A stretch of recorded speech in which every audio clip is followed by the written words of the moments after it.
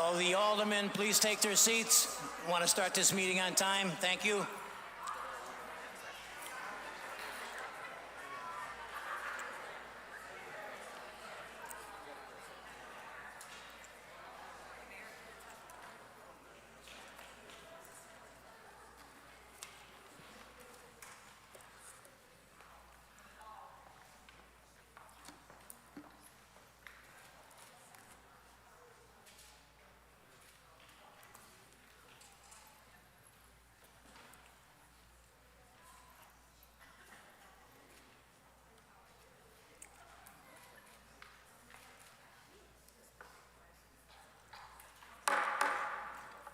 Good evening, ladies and gentlemen.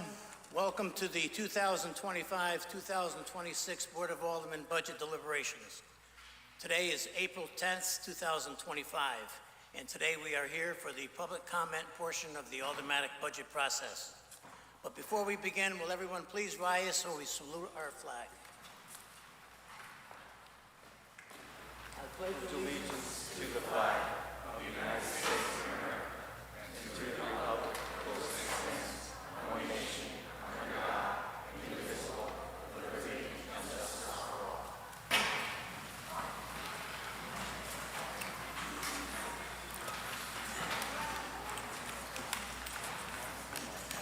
Madam Secretary, will you please take the roll? Alderman Archiola. Present. Alderman Beatty. Present. Alderman Bevan. Here. Alderman Casey. Here.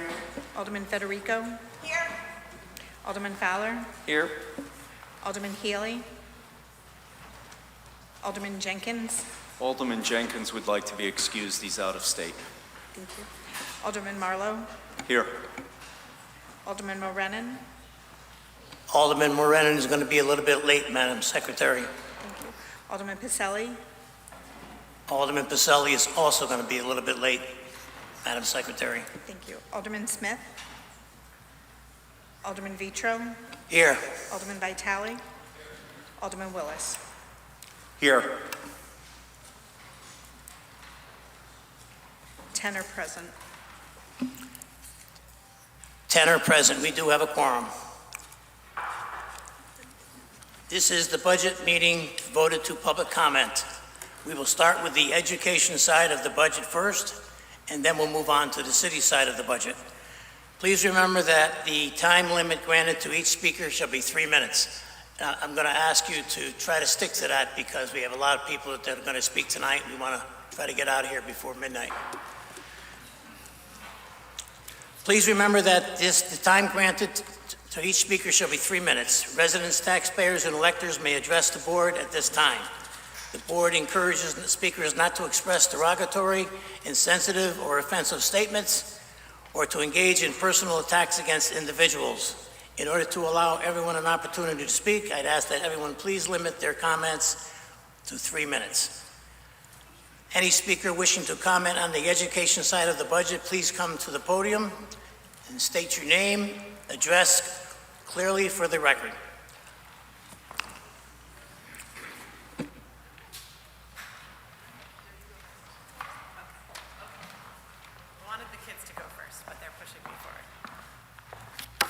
Hello, esteemed members of the Board of Aldermen. My name is Alia Siraj, and my address is 22 Old J Terrace. I am a proud resident of Milford, and more importantly, a mother of 2 wonderful school-age children here in this district. My oldest is currently thriving as a 6th grade student at Harborside Middle School. I stand before you tonight with a deeply felt plea to fully fund our Milford Public Schools to ensure that excellence in education remains a vital aspect of our community. I, like many families, chose Milford to raise my children not only for its undeniable charm and convenient location, but fundamentally because we believed in the promise of a superior education for our children. We've invested in this community with the expectation that our schools would provide the best possible foundation for their futures. However, that promise is now under threat. The proposed budget cuts are not abstract numbers. They represent a direct assault on the quality of education our children receive. The Milford School District is highly rated, increasing in rankings year over year, and I should know because I was a student here a long time ago. The success is not accidental. It is a testament to the dedication of our teachers, the hard work of our students, and the crucial resources our schools have been able to leverage. According to NICH's 2025 Best Schools Report, we boast an A- grade in academics and college prep, a testament to our commitment to preparing students for their future endeavors. Furthermore, our student-teacher ratio of 10-to-1 is significantly better than the national average, allowing for more individualized attention for our children. As an employee at Google, I am acutely aware of the rapidly evolving technological landscape and the demands of the future workforce. We must invest in an education that prepares our students for this reality. This includes robust STEM programs, career pathways, and access to advanced placement classes, all of which are at risk if these cuts are not restored. To shortchange our schools now is to shortchange our children's future and our town's economic vitality. Meaningful investments in schools have been shown to increase the value of homes, demonstrating that strong schools are not just an educational imperative, but an economic one as well. If families lose faith in the quality of our schools, they will undoubtedly choose neighboring towns, weakening our community and our property values. I will leave comments on the closing of Harborside specifically to the long lines of students behind me, and I will understand that there are difficult budgetary decisions that you must make. However, cutting nearly $1.3 million from the Board of Education's adopted budget, a budget already designed to meet rising fixed costs and unfunded mandates, will have devastating consequences. We are looking at potential forced school closures, the loss of vital sports and extracurriculars, increasing class sizes, and worsening academics. This is not the path to a thriving Milford. Therefore, I implore you, members of the Board of Aldermen, to stand with Milford families and children, to please restore the nearly $1.3 million in education funding and allow the Board of Education to continue its crucial work, including a thoughtful long-range facilities plan that preserves the integrity of our neighborhood schools. Our children deserve a fully funded education that prepares them for the future, and our community's strength depends on it. Thank you for your time.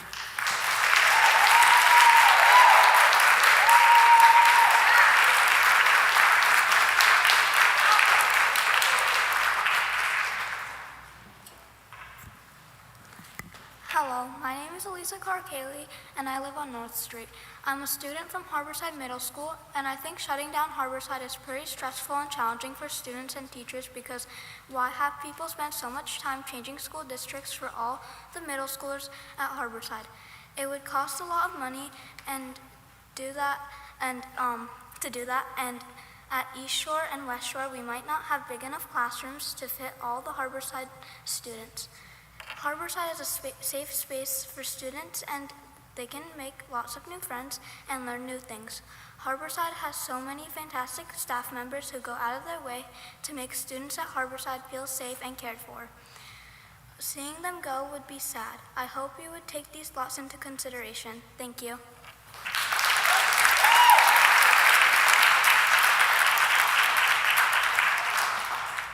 Hello, my name is Lila Cavallero and I live on Old J Terrace. I am a student at Harborside Middle School. I wanted to speak today because Harborside means a lot to me and so many of my classmates. Harborside is more than just a place where I go to class. It's a community. It's where I've made real friends and have learned from teachers who care about their students. If Harborside closes, we don't lose just a school. We lose all the things that have made our school special. The teachers who know us, the staff who checks on us, and the spaces where we feel comfortable. All of that goes away. I can't imagine walking into a new building next year and starting over like none of that had mattered. I know funding isn't always easy, and I'm sure there are challenges that most students like me don't see. But what I do know is that schools do really matter to kids. They shape who we are. When schools are supported, students feel supported too. I hope we can find a way to keep investing in places like Harborside because this has made a big difference in my life, and I know it's done the same for a lot of others. Thank you.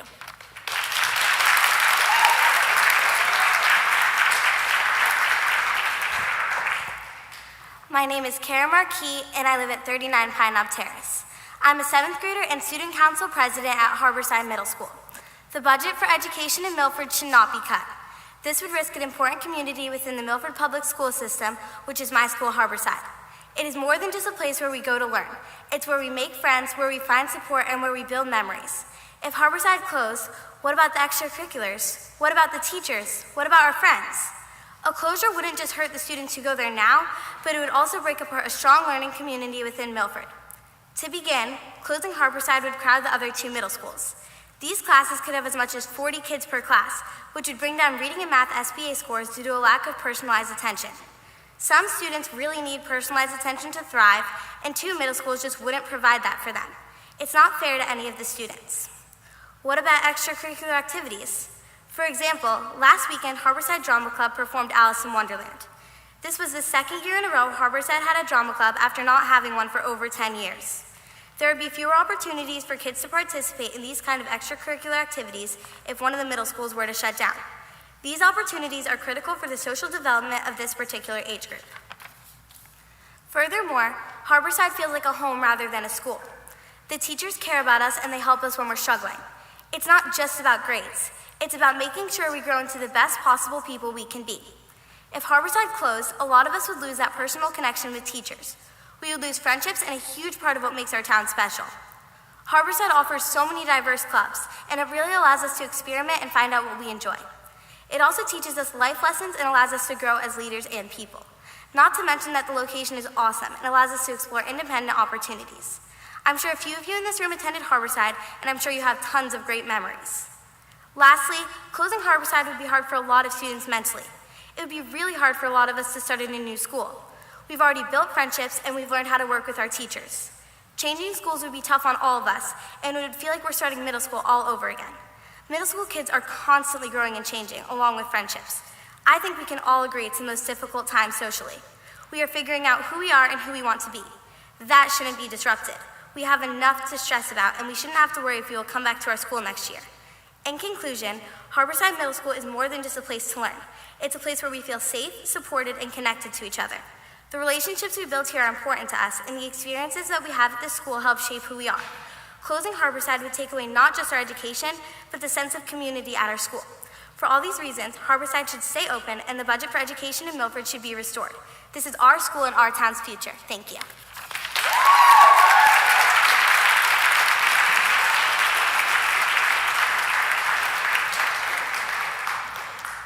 Hello, my name is Grace Cummings and I live on 35 Maple Street. I am a 7th grader at Harborside Middle School. Harborside Middle School shouldn't close down because of budget cuts. My whole family went here, and if it shuts down, it would mess up the legacy we have with the school. It's been part of our family for years, and it's where we made a lot of great memories. Also, just because the teachers would get new jobs doesn't mean they'd be happy about it. The teachers at Harborside are amazing, and they have been here for a long time. Moving to a different school and teaching a whole new group of kids might not be something they want to do. It also took a long time for all of us to get used to middle school. If Harborside closed, kids would have to go through that big change all over again at a new school, and that's not easy. Plus, kids have already made friends here. Starting over and making new friends at a new school would be tough. On top of that, they'd have to get to know new guidance counselors, which might make it harder to talk about stuff like mental health. If they don't feel comfortable with the new counselors, it could make things even harder for them. Closing Harborside would mess up so many things for the kids here, and it would take away all of our support that we already have. That's why it's really important to keep Harborside open. It's more than just a school. It's a place where we feel safe, make friends, and grow, and that's something we can't lose. Please don't shut down our school, and thank you for your time.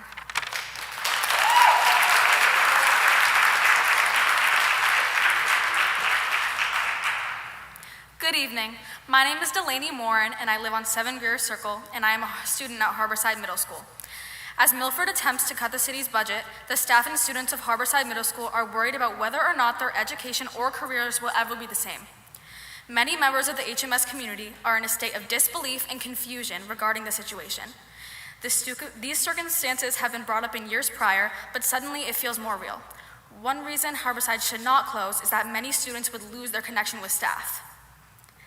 It is widely known that middle school is a challenging time period for teenagers. I, as a student at Harborside, have experienced many challenges throughout these years, but the staff at Harborside relates and acknowledges these difficulties in our lives.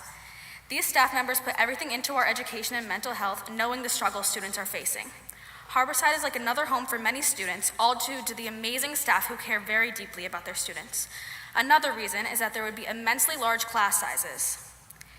There are about 400 students at HMS. Splitting us up would create extremely large class sizes and even more stress. How is it supposed to make our education better in any way?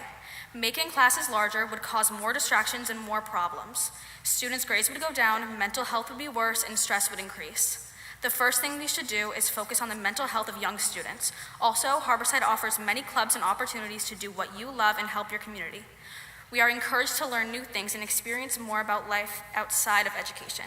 Some examples are Spirit Club. They provide us with fundraisers to benefit our community, dances to expand our social experiences, and pep rallies to build our school community.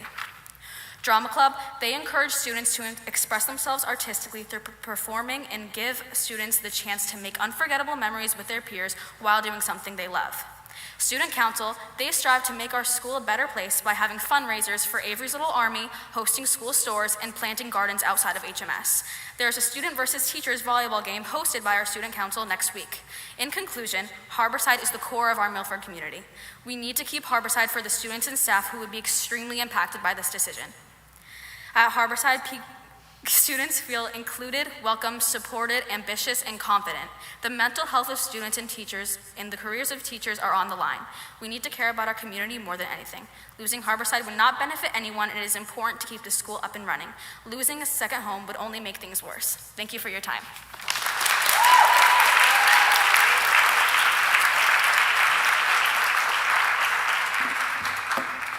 Good evening. My name is Anna Kezakevich, and I live at 23 Green Meadow Road. I'm a 7th grader at Harborside Middle School. Unfortunately, I stand here today to discuss a topic that seems all too familiar to me. 2 years ago, I stood here as a 5th grader and spoke on behalf of Harborside Middle School. To be quite honest, it's frustrating to me that year after year, I feel like I need to justify the importance of my education. My goal tonight is to stop this cycle so that we can stop worrying about the future of our education and focus on enjoying it instead. Harborside is more than just a school. It's a community. The staff work tirelessly in order to ensure a safe, supportive, and comfortable learning environment for all students. There are so many incredible learning opportunities that my classmates and me that foster independence, growth, and a chance to express ourselves through the arts. Some of these include Drama Club, Ski Club, Student Council, Spirit Club, and Unified Sports, to name a few. I participate in several of these programs, and I can tell you from personal experience that they've helped me to feel so much more confident. Not only do these opportunities help to improve and unify our school community, but they also help with individual social development, which is crucial at our age. We are all no strangers to the fact that middle school is a very difficult time in our lives. We are all trying to figure out who our true friends are, figure out who we are and who we want to be as we grow up. It feels as though we've just gotten settled after the last budget crisis, and now we have to worry about getting moved or split up again. If you really feel like closing a middle school is the right decision for our town, then it should not be done this upcoming year. Please take the time to ensure that the other middle schools can accommodate all of us with reasonable class sizes, enthusiastic teachers, personalized support, and the same enrichment and extracurricular opportunities that are currently available to us. Please also give us the time to adjust to the huge change of possibly leaving the friends and teachers whom we've built relationships with. Are you really ready to split up our family on such little notice? Adults are always telling us that we are the future. I'm standing here again asking you to please invest in the future and reinstate our education budget. Thank you for your time and have a good night.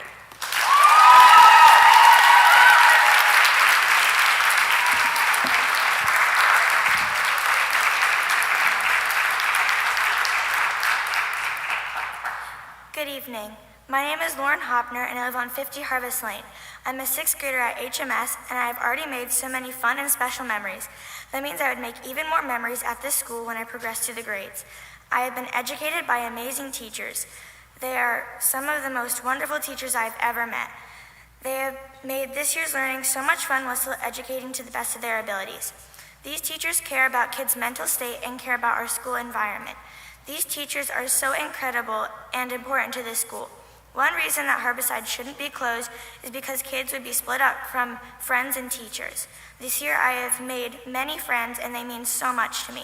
It makes me feel unhappy to think I might not graduate middle school with some of my closest friends I have made this year.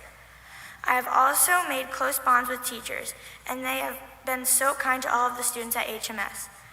I have been hearing people in many of my classes talking about this matter, and frankly is getting super distracting to our learning every year. This has been going on for a long time. Last year and years prior, when I was in elementary school, I would hear about this topic very frequently. Every time I would hear about it, I would be super sad because I would look forward to my middle school experience, and having that school would have been taken away.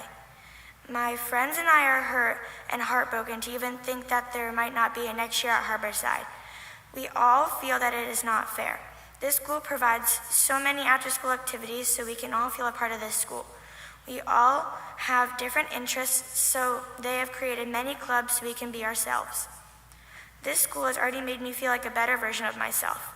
To sum up everything that has been stated so far, there are many reasons why Harborside shouldn't close. This is a great school, and we need the budget to continue to have our school run the way it's supposed to. This is our future. Please invest in it. Thank you for your time. Have a great night.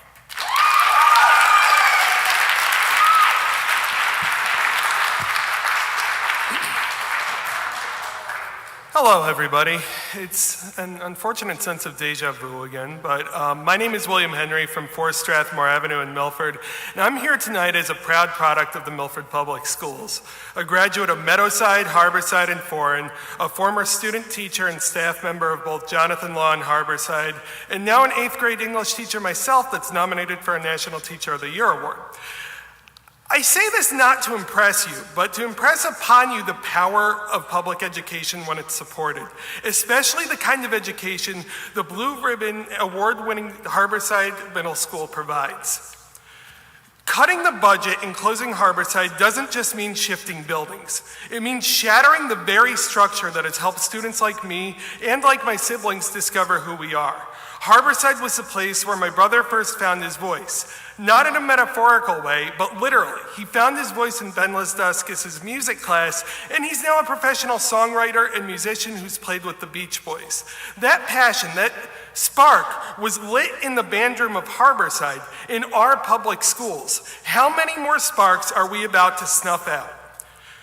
The teachers at Harborside are the heart of it all, though. I still remember the way Mrs. Ware and Mrs. Brilvich made reading feel electric and made the words come to life. Their classrooms weren't just rooms with desks and chalkboards. They were portals, places that taught me to think, to write, to fall in love with language. Those women changed my life. They inspired me to earn my master's in English, and now I get to pass that love on to my own students. This is the ripple effect of great teaching, and every student deserves that. Not to find out tomorrow which 2 6th grade teachers are getting let go as a result of budget cuts. Let's talk numbers for a moment. Right now, our student-to-teacher ratio is just right. It's what makes individualized support possible. Cramming 600 kids into buildings designed for 400 is not only unfair to the teachers, it's a disservice to every student. That kind of overcrowding doesn't breed excellence. It breeds frustration, burnout, missed opportunities, and students falling through the cracks. And what about our special education students? You can't just uproot them, reassign them, and expect everything to go smoothly. These kids thrive on consistency, on relationships with the paraprofessionals, on routine. Moving them is more than inconvenient, it's traumatic. And we have a responsibility to protect them. I want to remind everyone that we formed an advisory committee after the last budget scare, and they are still actively working on a sustainable long-term plan that does likely involve closing a school in a few years, after every detail has been evaluated and explored, like possibly eliminating some of the 36 academic coaches or slowly investing in an esports gaming arena rather than blowing over $1 million at once. But let's give them the time they need to crunch the numbers and do things right, rather than making a short-sighted cut that will ripple for decades. I will say it until I'm blue in the face. Harborside is my favorite school I've ever been a part of. I knew from the moment I watched the parade when they won the Blue Ribbon that I wanted to go there. The school didn't just educate me when I was a kid, it continued to do so as I began my career as an educator.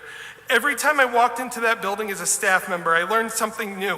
Whether it was from the greeter, Karen Tilt, to the paras like Ann Malhot, to the teachers and the administration. That's what a great school does. It keeps teaching you long after your final bell as a student rings. So I ask you, why shouldn't these kids, the ones sitting in those desks right now, the ones who made me want to, and they'll love to go to work every day, the ones who came up and spoke tonight, why shouldn't they have the same chance I did? The same great teachers, the same smaller classes, the same shot at discovering who they are. We owe it to them to fight for this. We owe it to them to restore the budget. Thank you for your time, and Harborside, go Penguins!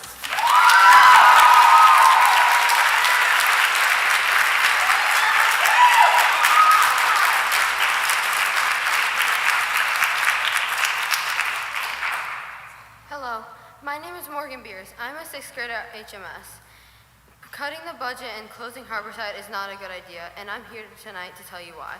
I love Harborside, and it would be horrible to see it close. For me and everyone who goes to Harborside, I've made amazing friends that care for me and will help me through anything. Not only that, at Harborside there are amazing teachers that love to help all of their students and are very welcoming to everybody. They have taught me so much while also making sure I enjoy the learning process. They make sure everyone is included and that everyone understands before they move on to the next lesson. On my first day of school, I was scared, but everyone helped me and made me feel like I've been here for a billion years. I'm so grateful for all my peers that I don't know what I would do without them. So please think about this when you make your decision. Thank you.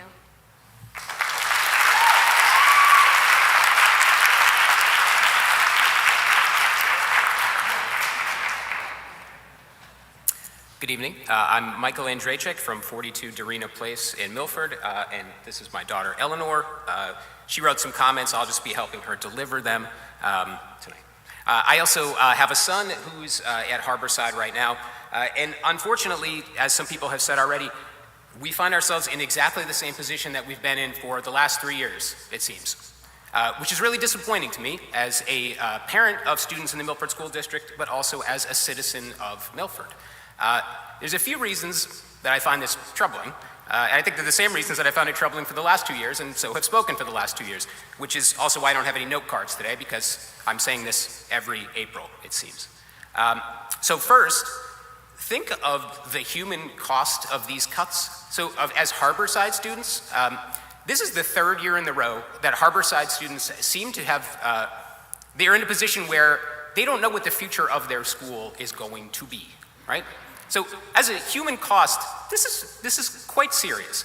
Now, we don't want to look at it in terms of human cost. We can also think of the incredible strategic misstep it would be to have to close a school or severely cut other programs with a few months to go, right? So what this would mean, the school board has put together a plan for a budget. If something like a school closure were to happen, we're now closing a school now and having to do all the work of figuring out facilities, reassigning teachers, redistricting in an incredibly rushed time frame, which is not the way to do long-term planning. So 2 years ago, we had this same discussion, and at the time, and to his credit, I remember now Mayor Tony G saying, we're going to restore the budget, but we really need to do some long-term planning to see how this is going to go, what we should do in the future. The school board is doing exactly that long-term planning. As they're doing it each year, the unelected Board of Finance is recommending cuts. How can you do long-term planning responsibly when you actually don't know what's going to happen next year?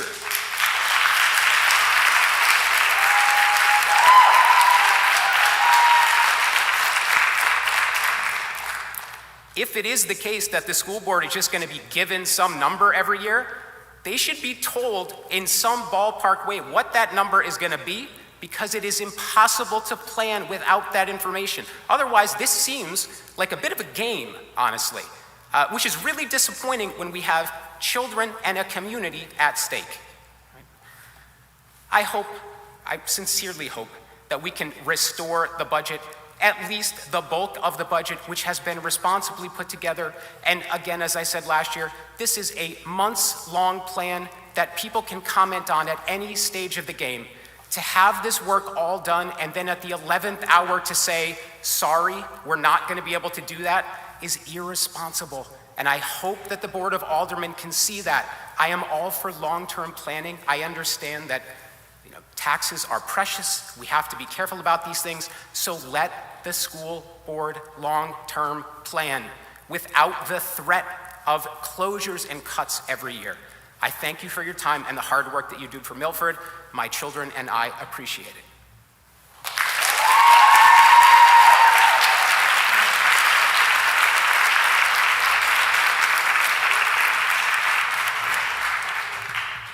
My name is Anthony Federico. I live at 117 Hawley Avenue. I'm a junior at Foreign High School in Milford. During my time in this education system, I've been to 5 different schools, 2 elementary schools, 2 middle schools, and then finally ending up at Foreign. My experience throughout every single year that I've been in school has been happy and positive, and that's really only due to the teachers that I have met. Every single teacher, I cannot think of one teacher that did not care for me, and I don't know how we can treat teachers as variables and just throw them out the window like they don't exist.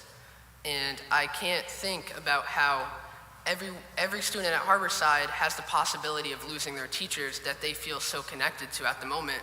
I don't know how I'm able to go through an experience where I don't have to have my teachers leave me, but every single student that goes to Harborside, every single student that's talked tonight that goes to Harborside will have to leave every single teacher.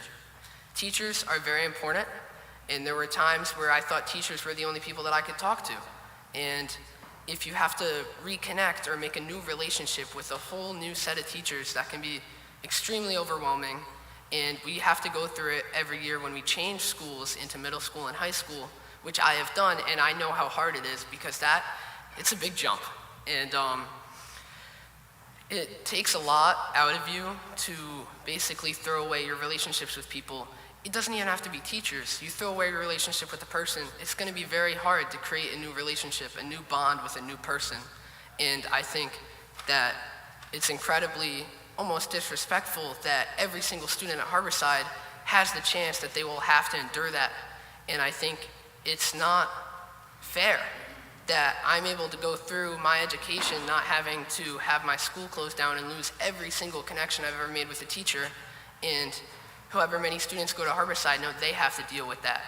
They're younger. Not everyone knows how to create new relationships. Maybe they really bonded with one teacher that reached out to them. Who knows if that'll be able to happen again, or if they're not going to be able to have a good relationship with their teachers at their new school. I think it's not fair, and I think they need to refund it.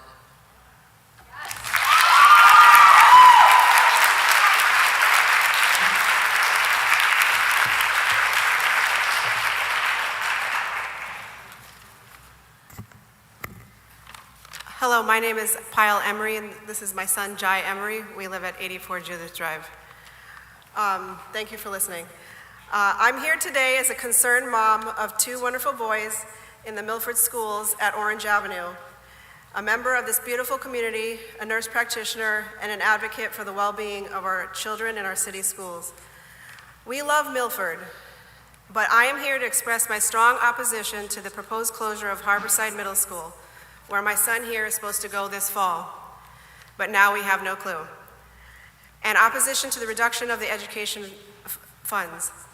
The proposed cuts to our education system are a step backward, and I urge you to consider and restore funding to our schools and put education as the top priority. Our schools are the backbone of this community, providing a foundation for future generations. Our schools deserve our support and investment.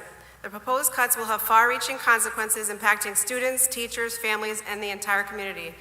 This is a fight for what should be the #1 importance in any city or town, our kids' education. And of course their health too, as their mental and physical health and well-being is being greatly affected by all of this. What are some words that people are using about all these cuts and this confusion? People and our kids are disappointed, they're frustrated, they're outraged, they're confused, they're scared and anxious. Our kids are scared and anxious. We don't need them to be more scared and anxious. What words should we be using about our education in Milford? Excited, proud, fulfilled, passionate, empowered, confident, inspired.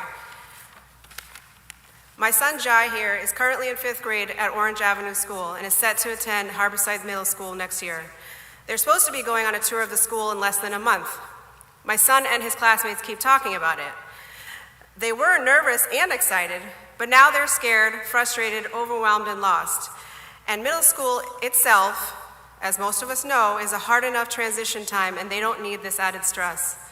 This proposed closure can cause increased class sizes, affecting individualized attention, reducing reading abilities, math abilities, social skills, achievement, and mental health. Why would we want this? Potential loss of extracurricular programs and sports which our kids love. Why would we want this? Impact on teacher morale and retention. Why would we want this to reduce? Displacement of students and staff leading to emotional distress and academic disruption. Reduce resources for students with special needs. Do not get me started, but I'm going to get started. As a parent of a child with special needs, my younger son, who's not here today, who's at home, he's 7, who has an individualized education plan, IEP, he is a testament to how incredible the resources are in Milford schools. He is thriving and can be his best self, and we owe so much to the resources and teachers at Milford schools, especially Orange Ave. He is supposed to go to Harborside. I'm just going to shout out some teachers, sorry. Mrs. Kalishman, Mrs. Burke, Mrs. Burns in the previous years, Mrs. Pellegrino, Mrs. Vaughn, Mrs. Rappa, and Mrs. Frazier, who he currently has now. If resources are cut, what happens? These teachers are incredible, and I'm sure they're just as incredible at Harborside. As a special needs parent, I know how hard it is for us and our kids to make it through the day sometimes. We don't need this added stress. The support is extremely important. I can't imagine how parents with special needs at Harborside right now feel now, that their kids will be uprooted to another place and lose their resources when they finally feel grounded and secure and safe and thriving. Why do this in the middle of their schooling? It's too much. Please prioritize the education and well-being of our children, teachers, and beloved community. Please work collaboratively to find alternative solutions, ensuring our children receive a high-quality education, every single one of them, and make it a top priority that it needs to be for every kid. We don't need this added stress and turmoil, anxiety of loss of funding and resources. There's already enough of this going around. Please add some calm and reassurance and healing and support by investing into our community and our kids. Restore the funding and save our education. Milford deserves this. Our kids deserve this.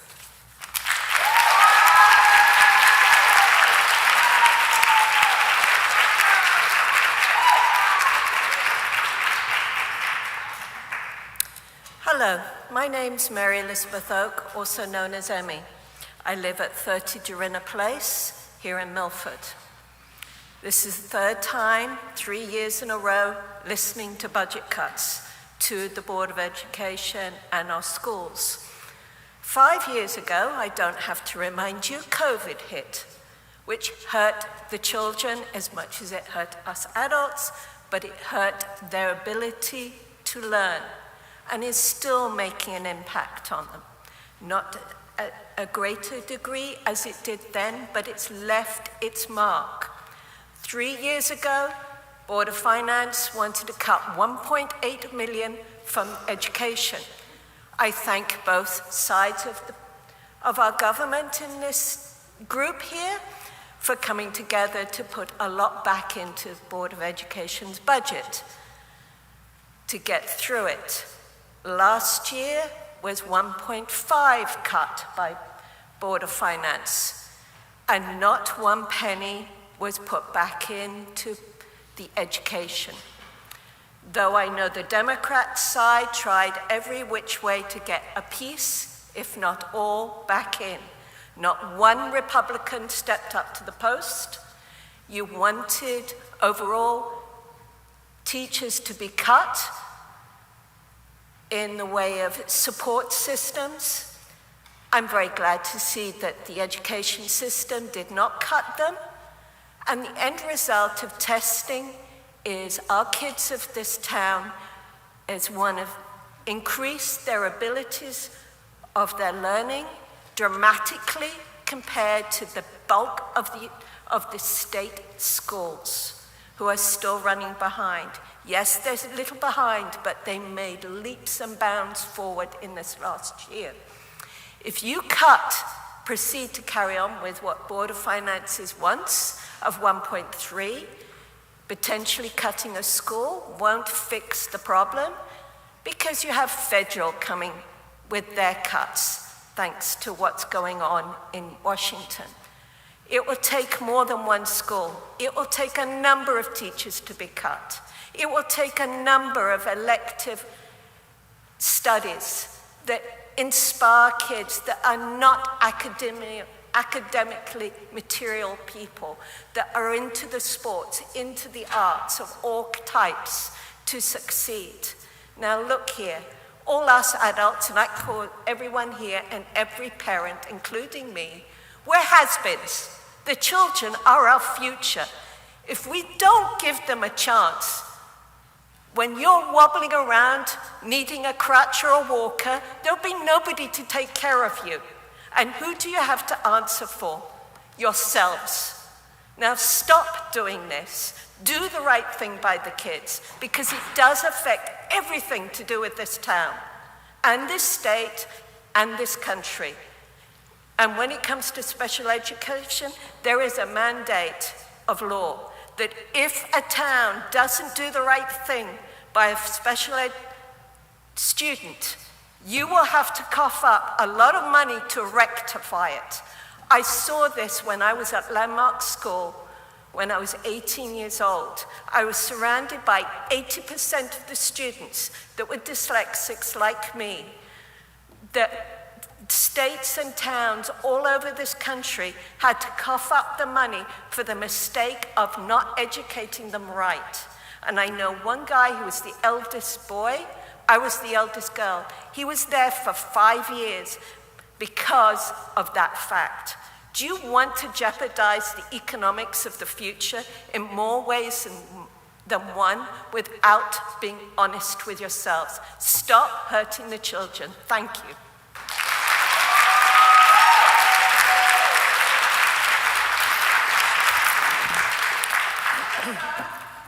Hi, my name is Melissa Youngblood, and I live at 90 Baxter Lane. I'm here to ask you to support the entire school budget and save Harborside. I am the mom of 2 amazing girls, one who is currently in Harborside and one who will be going to East Shore next year. The closing of Harborside is set to affect both of my children in different ways. My oldest daughter, who turned 13 yesterday, is in a special education classroom at Harborside. When I first learned that the program for her was not at our home school, I was quite upset because I was hopeful that she would stay at the school closest to our home. However, since she's been at Harborside, she has thrived. This year, she has made some of her very first friends that she's made on her own. Her and her friends have learned important life skills like cooking and laundry, things that we take for granted with typical children. She's worked on math skills in the kitchen by adding fractions like a half a cup plus a quarter tablespoon, etc. She's walked the halls with her peers and felt accepted. She's set to go to her first ever school dance tomorrow and on a field trip with her typical peers to a ropes course. These are such important opportunities for children with disabilities. I'm told the other 2 middle schools do not have accommodations for this sort of life skills class. There isn't a spot that they can cook or learn how to do laundry. They will lose access to their walk to Parsons, where they learn money exchange at the cafe there. My youngest daughter, who is already making the difficult jump from elementary school to middle school next year, now faces enlarged class sizes. So we're squeezing children into a space where there's no room for them. East Shore and West Shore cannot accommodate all of the Harborside students. We want our children to thrive. I spent time participating in the long-range facilities planning. I believe that if we are to close any school, it must be thoughtful and not in a rushed manner because we are worried about citizens paying a small amount more on their taxes. How can we throw away all that work that has been done? The point of the long-range facilities plan was to not have to go through this year after year. I felt that they were making strides, and now all of the teachers and staff at Harborside have to spend the remainder of the year once again wondering if they will have their jobs next year, wondering if all the kids that they have helped will be divided up and put into buildings they don't fit into, wondering if there will be a location to continue these special education programs. I urge you to reinstate the entire Board of Education budget and let the long-range facilities planners do their work. Thank you very much.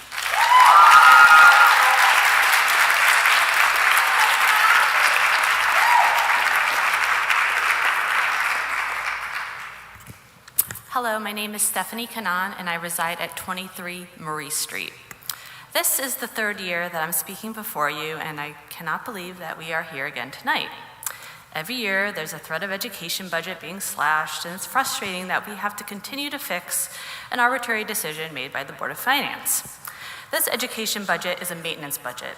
There is no fat to cut. It is a lean budget that covers contractual obligations, transportation cuts, and special ed funding. Any cuts will have lasting and devastating effects to our children and staff. My family and I moved to Milford because of the schools. Meaningful investments in the schools means the city will continue to thrive because people will continue to move and stay in Milford.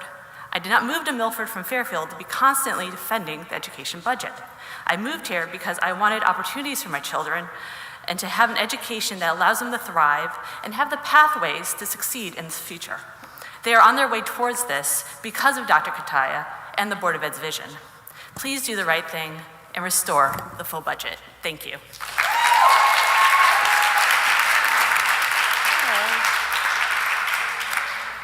Good evening. I'm Sky Cornell, and I reside at 14 Bon Celine Street.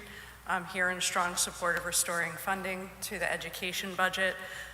What you heard this evening from the students at Harborside really tells you all you need to know about what the school means to them. So I'd like to talk about the long-range facilities plan as well. We know that the Board of Ed, we all know the Board of Ed is developing that plan at the request of our now mayor and former alderman from 2 years ago. And the community has been really putting solid input into that plan. I have seen many of you, many of our other elected officials at the schools during the community conversations. I've been Alderman Vitale, Alderman Jenkins, I've been in these breakout sessions with you. And I really feel that you've been listening to what the community has to say, which has been a great, it's been a great experience. And the concern that I have is that the one piece of feedback that people have given really consistently is that they don't want to rush a change. They want to have, if there are going to be any school closures, they want those not to be disruptive. They want families to have a chance to plan, schools to have a chance to plan. So I feel that if a school closure is forced right now, it'll really be undermining that whole process, and you won't be hearing the voice of the community that the Board of Ed has been looking and asking for. And the alternative to a forced school closure is that we are looking at cuts to programs that the public schools have been building up that are loved by the students. It's things like STEM labs, world languages, career pathways. These have been built up carefully over the last few years. And when you hire teachers, get rooms ready, build a curriculum, that takes time. If those are dismantled, that feels like a throwing away of our past tax dollars. And that just feels like, how are you supposed to plan for our kids' education when we don't have the opportunity to build those programs and to see those programs that our kids love really come to life? So either way, neither of those are good options. I have a daughter going into middle school next year, not into Harborside, but I've looked at the numbers in the reports, and if you try to put, I don't know, there is room in the other schools, but not enough room. It's not turnkey to take 200 students on average each into those other schools in 3 months and not have it be incredibly challenging and actually cost money, cost taxpayer money. So I urge you to be really planful, to listen to the community voice, and to make sure that the Board of Ed can continue with that long-range facilities plan and be planful for the community and listen to the community. You have a choice right now. You don't need to cause this disruption for our families, for our students, and for our community. And I know that this has been put in your laps. This is something that you have to, take on now and decide if you can put money back. And frankly, it's been put in your laps by an unelected Board of Finance.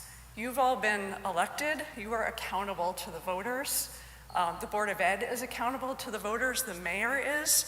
But the Board of Finance, frankly, it doesn't feel like they're accountable to any of our Milford voters. And again, for many years in a row, they're coming and they're putting this in your laps. And so I urge you to listen to our voices and to make the choice not to cause this disruption in our community. Thank you.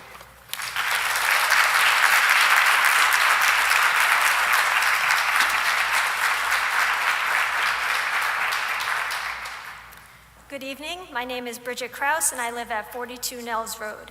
I am a parent in the Milford Public Schools, and I am here tonight because I am deeply concerned and urgently asking this board to restore the $1.2 million cut from the Board of Education's proposed budget. This isn't just about numbers, it's about our kids, their education, and their well-being. Our kids need more support, not less. While our teachers and staff are doing incredible work, this reduction will require layoffs, further stretching already overburdened educators. This will lead to less individual attention for students and hinder our ability to meet their growing academic and emotional needs. We must consider the emotional toll on our kids. If a middle school closure is considered, I want to emphasize one point. Next year, 6th, 7th, and 8th graders were kindergarten, 1st, and 2nd graders when the pandemic hit in March of 2020. These kids will already face significant instability during their formative years. They deserve stability, not more abrupt reactionary changes. I would also encourage you to look at the utilization study that was presented in the fall. It doesn't look like in their current state all of our middle school students can be housed in 2 buildings. Large decisions made in response to a budget cut are not in the best interest of our community or our children. We already have a long-range planning process in place, and these decisions should be a part of the process. With thoughtful input from educators, families, and elected officials, and the chance to make changes in a purposeful, community-informed way. We owe it to our kids to be intentional and not reactive. Now is the time to provide stability, safeguard their learning environments, and ensure that they are supported both academically and emotionally. The Milford I grew up in has always been proud of its strong public schools, but that strength can only continue if we choose to invest in it. Please reinstate the $1.2 million and allow the long-range planning process to unfold so changes can be made thoughtfully and strategically. Do it for our teachers, do it for our students, and most of all, do it because our kids are counting on us to get this right. Thank you for your time and your service.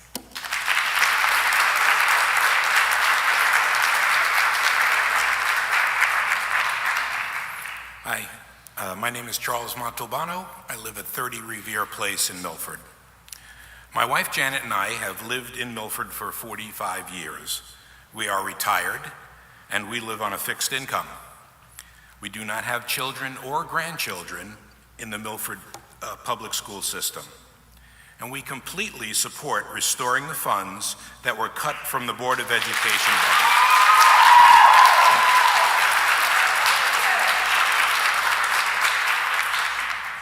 Recently, you've probably read a lot about what's going on in China, and tariffs not being part of the subject here.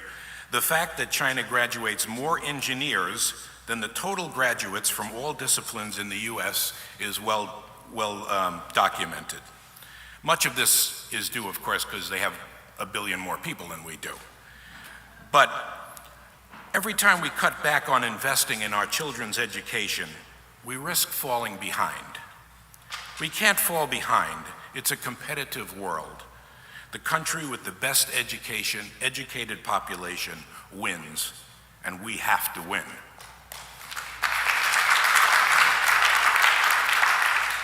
On another subject, I'm asking this body to please add the purple pantries to the list of essential services that the city and my tax dollars go to support. Purple Pantries, founded by Sue Brown, just turned 5 years old. They serve thousands of food items per month to people right here in Milford who desperately need it. They are more than just the purple boxes we see around town.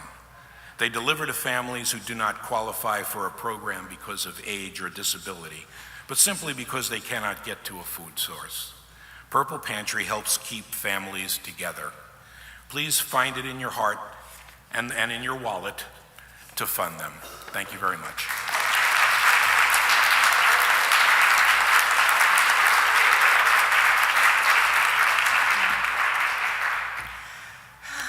Good evening. My name is Kara Flannery. I live at 41 North Street.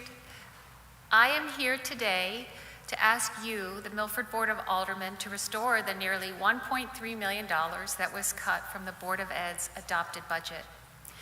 In 2023, when this board faced a similar crisis and chose to restore funding to save Harborside, then Majority Leader Tony Giannatasio made the generous motion to reinstate full funding and said he was looking forward to working with Dr. Kataya on a long-range plan so, quote, this never happens again. Apparently, the Board of Finance didn't get the message. But Mary Jo Natasha was not alone. Several of you had repeatedly asked for a long-range plan from our Board of Ed.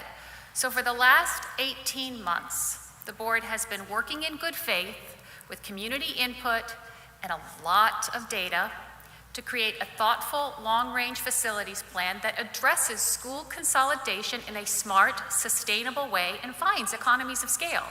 This cut undermines that careful planning just as it nears completion. Last year, $1.3 million was cut by the Board of Finance, but in that budget, there were building projects and new programs the board could let go of.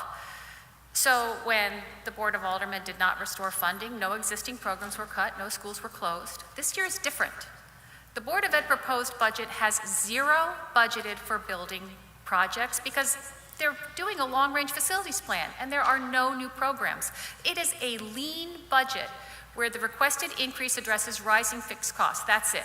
Cutting further will directly result in eliminating program staff and opportunities for kids and a potential school closure. So there is good reason for us to be alarmed and concerned today. The Board of Education is doing the work you asked it to do. All they're asking for now is a maintenance budget so they can finish what they started. In 2023, in an act of bipartisan wisdom, this board chose long-term planning over short-term financial savings for the benefit of the entire Milford community. I hope in 2025 you will find the wisdom to do so again. Thank you.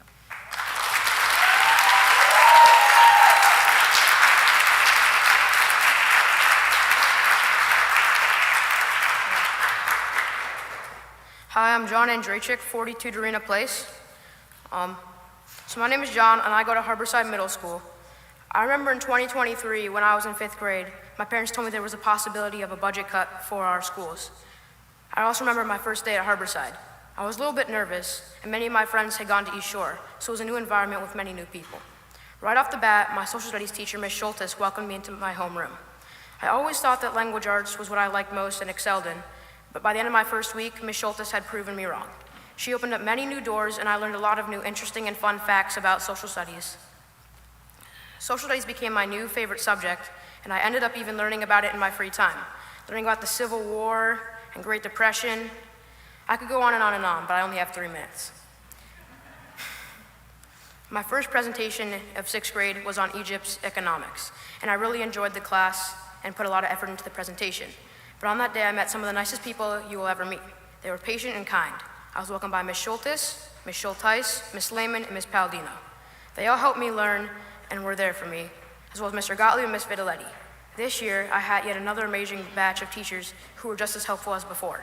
I know that my sister has told us many times that she doesn't want Harborside to be closed because that is going to be her school one day. I really hope that for me and the teachers' sake, you'll keep our school open and restore the budget. Thank you.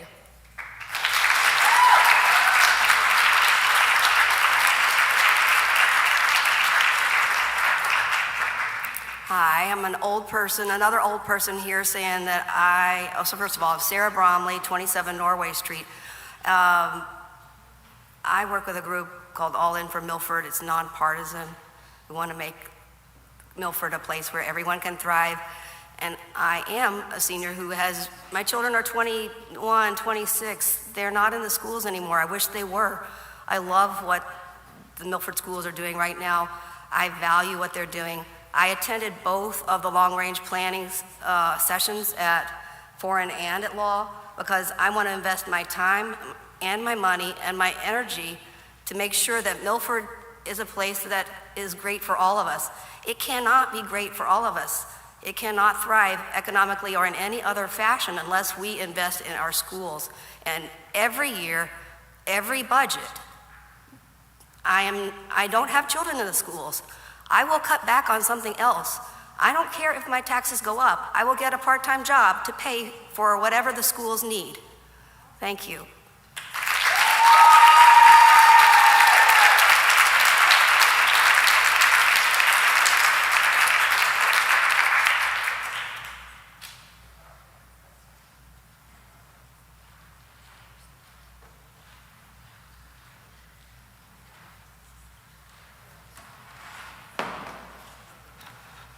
Good evening, my name is Christopher Thomas. I live at 8 Argyle Road here in Milford, Connecticut. I rise to speak, as many of the eloquent speakers have before me, in support of fully restoring the budget. I have attended many of these over the years, both as a news reporter and as a resident. And I know some of you are thinking now, we're not the Board of Ed, tell this to the Board of Ed. But you're the Board of Aldermen. You chose to be the most powerful government board in the town. You have to make the hard decisions. You don't get to pass this off. You don't get to blame somebody else. If you don't restore the budget, if you screw up the long-term planning process, it's on you. It's your fault. It will be a mistake, in my opinion. The mayor, 2 years ago, took a brave stand, and he pushed for the funding. All right, and politics aside, because we can all debate who did this and who did that and who voted what and who voted when, I was here. I saw it. I saw it happen. I hope the mayor gets up and gives public comments at some point on this issue in the near future. I hope his impending opponent, former Mayor Rich Smith, gets up and gives his opinion on this vital topic.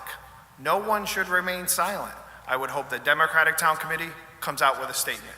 I would hope the Republican Town Committee comes out with a statement. Again, you chose this. You ran for this office. You told people you would support them. You told them you would reflect their voices, your constituents' wants and desires. I am sure a couple Republicans will probably stand up after me. Hopefully they won't give us the tired tropes about teaching coaches and about some other stuff and misphrasing the amount of funding at the academy. That's been litigated. We know that that is just misdirection. We know they're exaggerating numbers. I know as a public school teacher and a former newspaper reporter that they either don't understand how education funding works or simply want to misrepresent how education funding works. I will happily debate any of them at any time. Please make this difficult decision. Take it seriously, have the discussion. But please make no mistake, you all own this. All right? I'm not really happy with either side right now. Okay? And I've told that to my side. I happen to be a registered Democrat. I'm on the Democratic Town Committee. I've told them I'm very displeased with how the campaign is going so far.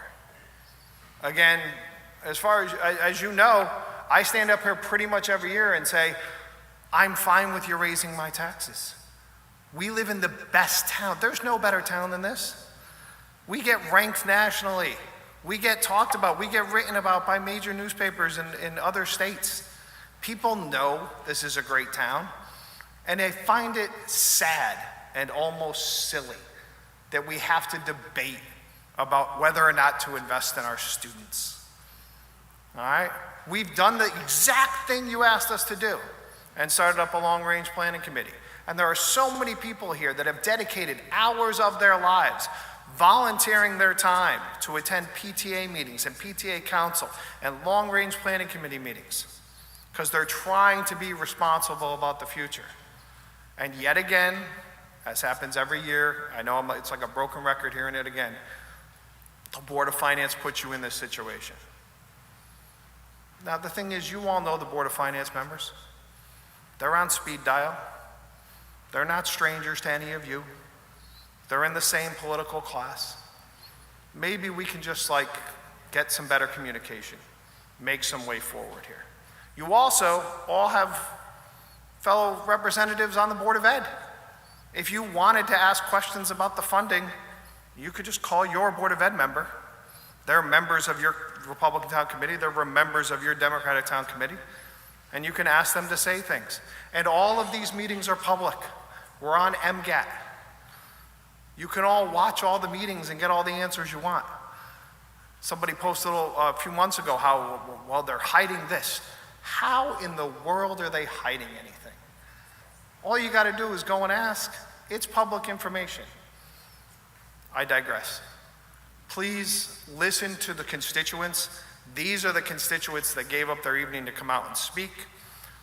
I rarely heard such well-spoken students That's a really good sign. If you want to know how the education's going, I think they show you the proof.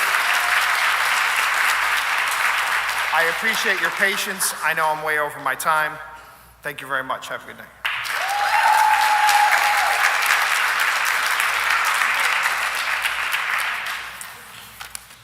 Good evening. My name is Mike Kezakevich. I live at 23 Green Meadow Road. I have a 7th grader at Harborside and a 4th grader at Orange Ave. It feels like deja vu, standing here again imploring you to correct the error that the Board of Finance made by not funding the budget. I guess the adage is true. If you don't learn from history, you're bound to repeat it.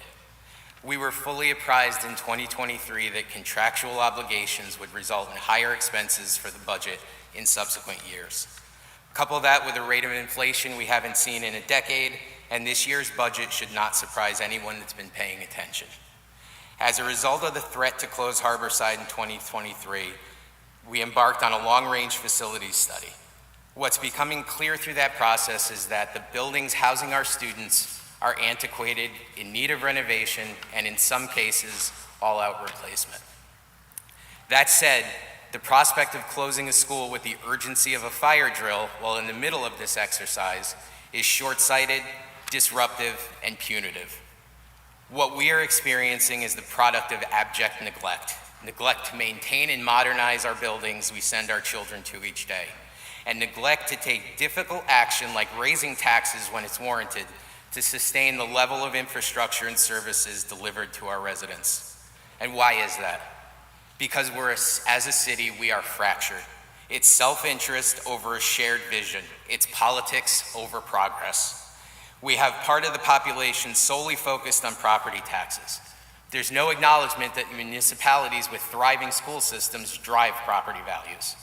We have a planning and zoning board that seemingly hasn't met an apartment building proposal it didn't like. The byproduct is a drain on the resources of the city and overdevelopment to the point where we may not have viable parcels to build new schools. And we have part of the population in this city that went through the school system decades ago, clinging to outdated notions of what education should be, all the while reciting the mantra, if it was good enough for me, it's good enough for them. Good enough is a shamefully low benchmark to have for our children. I encourage you to support funding the budget for the Board of Education to enable strategic decisions for the long-term benefit of our city and our children. Thank you.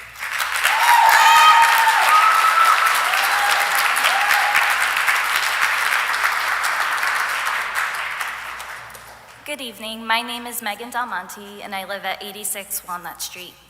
Last year, I stood in front of you to save my job as one of the 36 instructional coaches at the elementary level. This year, I'm back as a parent of a current 5th grade student at Orange Ave who should be going to Harborside.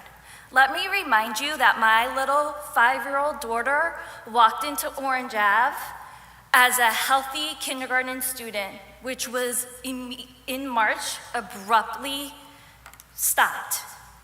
She lost months of schooling. She entered into 1st grade along with my son, who entered into kindergarten masked. And I was asked to go back into a 1st grade classroom as a 1st grade teacher, masked as well, teaching those kids how to read. These kids, the current 5th grade, 6th grade, and 7th grade students, and the incoming 4th grade students have gone through enough. They have worked through COVID, and I'm sorry, have thrived. Please go and watch the committee of the whole meeting so you can see the report card that the Board of Ed was presented by Dr. Kotaya. We went up 3 points. For those of you who don't know, that's the SBA growth that our city has shown. You asked last year for Dr. Kotaya to present you data. Go back and watch it. We are thriving. And those are the kids that were masked. Those are the kids that went home not knowing when they were going back to those schools. Those were the kids that had to sit in front of a computer to learn. And I was forced to watch my 2 kids at the dining room table with me as I'm trying to teach and they're trying to learn.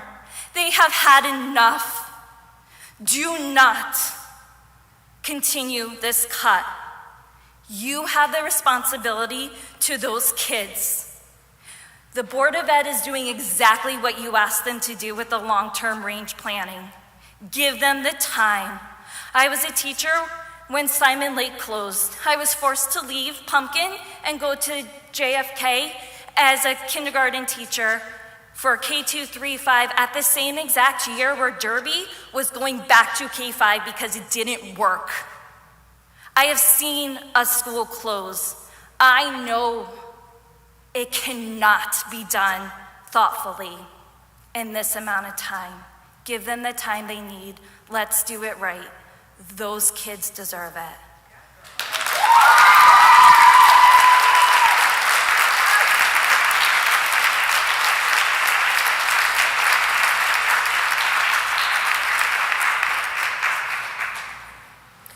Good evening, Board of Aldermen, Mayor. My name is Juliana Dawson. I live at 72 Lamplight Lane. Really dislike coming up here. However, I've spent, since 2023 when this first happened, where I heard about Harborside potentially closing, a lot of time trying to understand politics and this entire process, and I come up here again like really not understanding it still, even though I've invested a lot of time trying to figure things out. But what I did learn in 2023 was that it took 10 alderman votes to reinstate the money into the Board of Ed budget.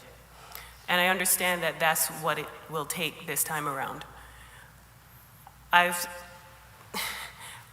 don't expect it to happen because I understand where Republicans stand when it comes to education, or at least I think I understand where Republicans stand when it comes to education. You can correct me if I'm wrong about that.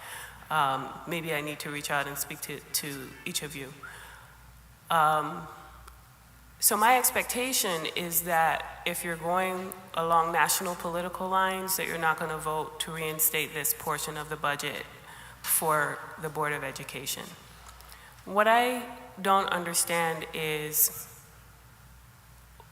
how communication happens before it even gets to this point. And I understand that that's not where we are right now, but something needs to change with the system so that we can make it work better for the people who live here in Milford, the citizens of Milford, to figure it out. Because the way that I see it right now, it seems like this cut is being forced to force people basically, as I'm seeing things about administrators losing their jobs or teachers losing their jobs, to take care of this cut.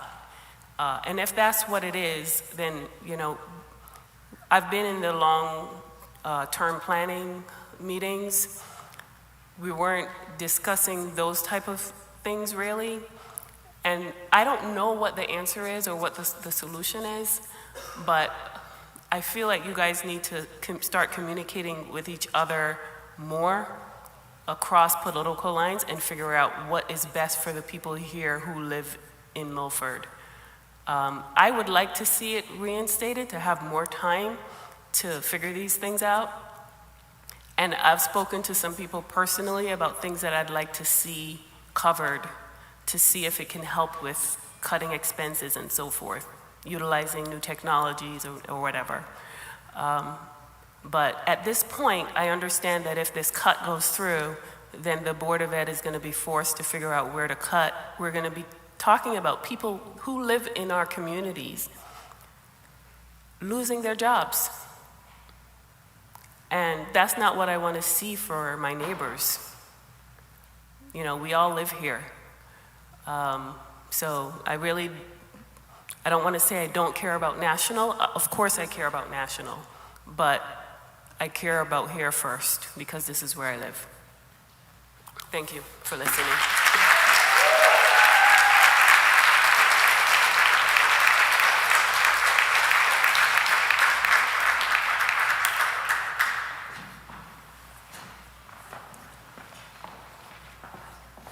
Good evening. My name is Mary Kate Locke. I live at 57 Cedar Hill Road. I have a 7th grader at Harborside and a 4th grader at Orange Ave. I didn't plan on speaking tonight. I'm a social worker, and I talk with the kids that I work with and with my children about the power of using your voice in moments that matter.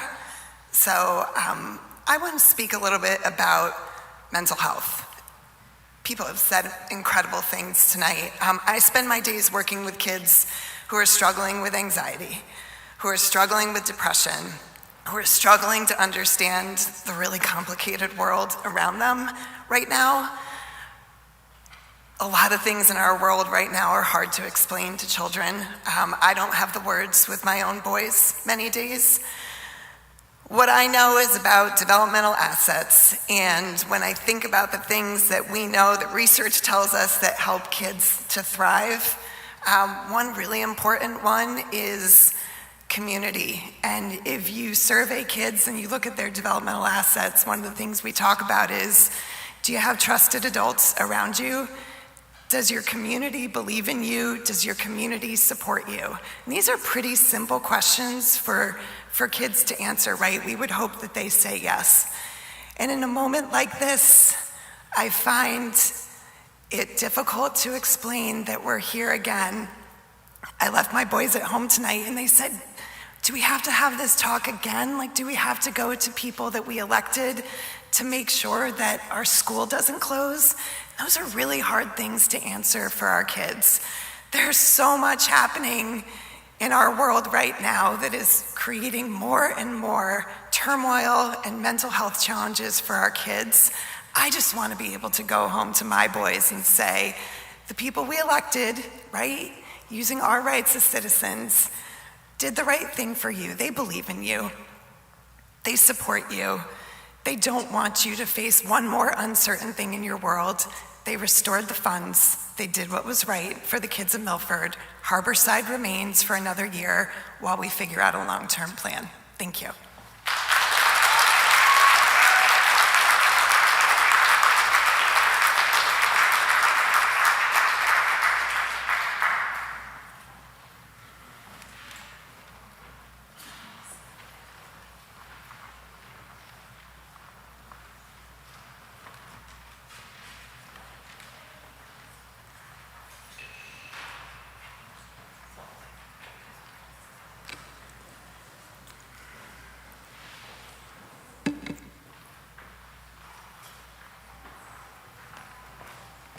Hi everyone, thank you. My name is Megan Doyle. I live at 112 West Town Street, and thank you for taking the time to come to this meeting this evening. So I wanted to tell you a story about I had today, which was unexpected. I went down to Greenwich to a fundraising event for a national organization and happened to sit at a table with a woman who lives in Milford. Unexpected.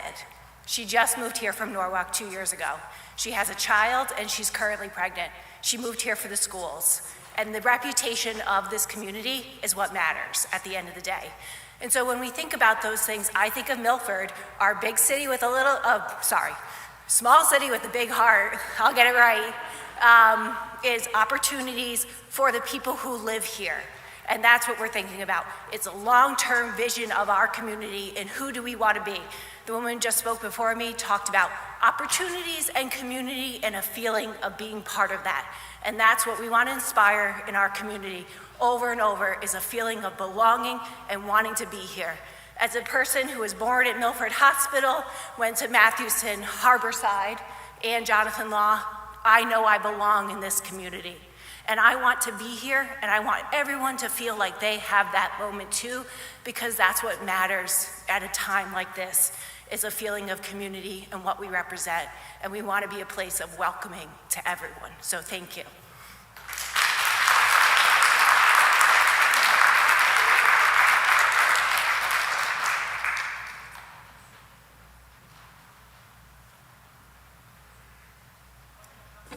Is there anyone else wishing to speak on the Board of Education side of the budget? Seeing none at this point, any speaker wishing to comment on the city side of the budget, please come to the podium and state your name, address, clearly for the record. Thank you.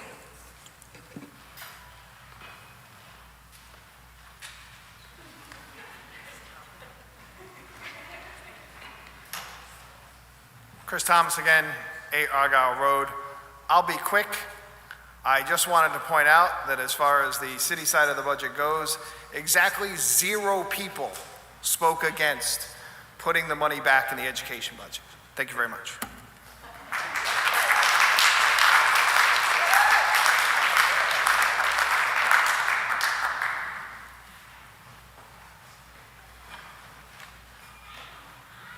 I guess it's just me. Wow, that was great. My name is Mina DeSora, 36 Field Court, and I have to say, I don't typically come up here to talk about this, but I grew up in Milford. I didn't go to school here, but I remember fond memories, and I continue to make memories here with family and friends. With that said, I watched I think it's called M-Gate, or the meeting that you had on March 26th, and Mr. Mayor was there, and Peter Ederochi, I'm sorry, I'm not going to say, Peter was there, and all of you having to vote on something that's important to me.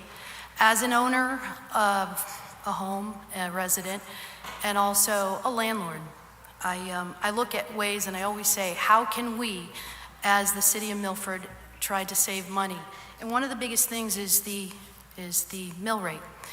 It is taxes. It's the biggest nut is our homes.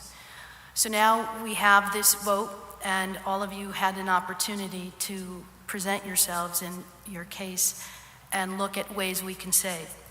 The Board of Finance approved a budget would set on 2025 the mill rate of 29.58, and the updated schedule would have reduced the mill rate to 29.36 if the board had approved the vehicle depreciation schedule. With that said, that would have been a reduction of 0.22 against the proposed mill rate. And the mill rate matters because that mill rate is something that sits with the house side, and it sits also with the automobile side.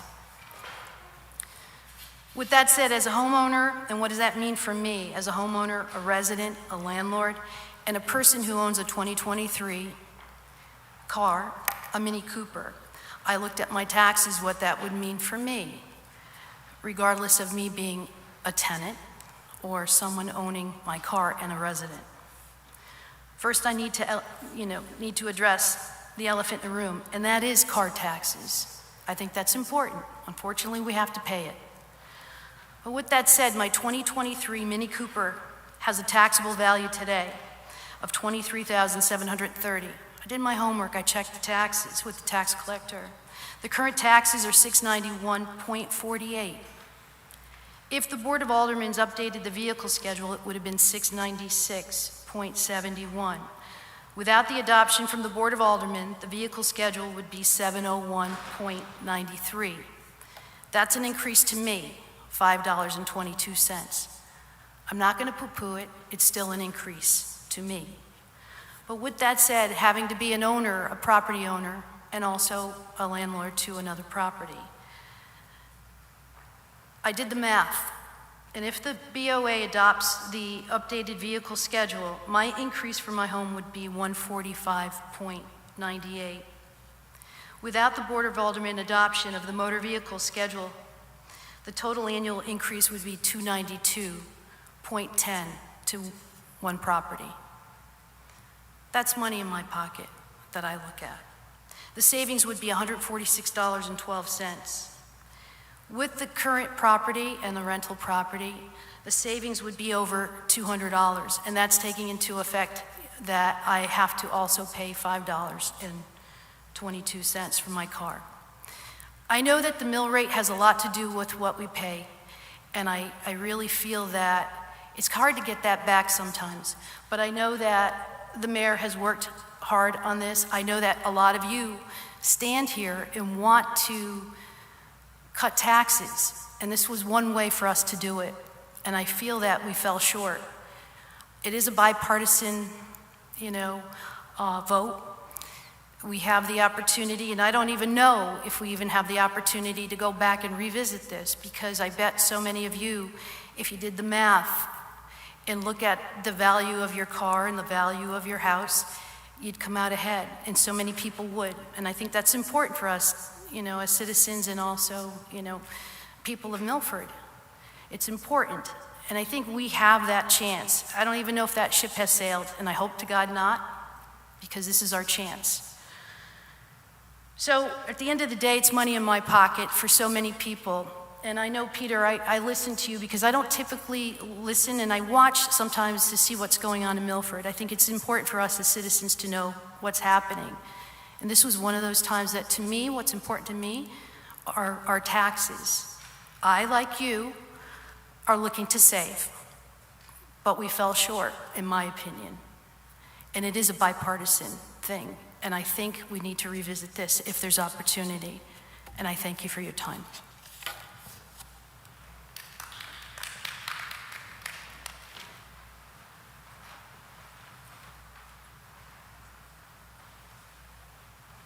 Is there anyone else who'd like to speak on the city side of the budget? Well, I want to take a minute to thank everyone that spoke in favor of the Board of Education side and as the city side as well. Thank you all for coming out tonight and voicing your thoughts about the budget. We put everything into consideration with the budget coming up. So with that, we're going to close the city side of the budget. Is there a motion to recess? We're going to recess to the next budget meeting, which is Monday, April 14th, 2025 at 7 p.m. There's a motion made and seconded to recess till then. All in favor? Opposed? This meeting is in recess. Thank you very much, everyone.